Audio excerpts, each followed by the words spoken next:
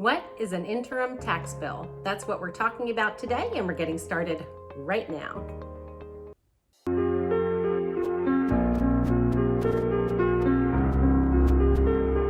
An interim tax bill is a bill that is issued when there's monies owed for taxes which were not yet figured out or calculated at the time of settlement.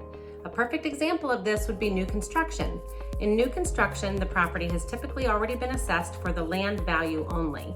So once the structure is completed, the county tax assessment office sends someone out to determine what the new value is and then contacts the taxing authority, who will then issue the bill based on the new assessment amount. It's really important to remember that as you're discussing with your lender how this all works with the financing and with your payments and what your tax bill is going to be and how much money you need at settlement, keep in mind that with new construction, it's not possible to know exactly what that tax bill is going to be. And so the lender typically calculates something to put into your costs, but that money is not collected at settlement. Therefore, you want to make sure that you're setting it aside so that when that big bill arrives later, you have the money needed to get your payment made for your interim tax bill.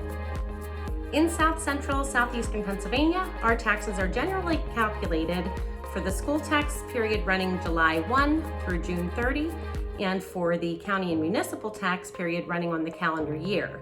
So again, if you're purchasing a property, let's say July 15, you're going to have an interim tax bill due for the taxing period based on the new assessment once the property is complete and the property has been reassessed.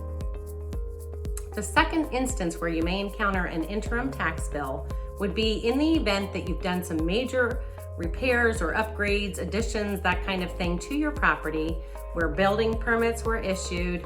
That generally causes a reassessment to happen based on the new updated property value. And again, you're going to have an updated bill that you're going to be responsible for to calculate those interim taxes for the improvements that you've completed. I hope that's been helpful.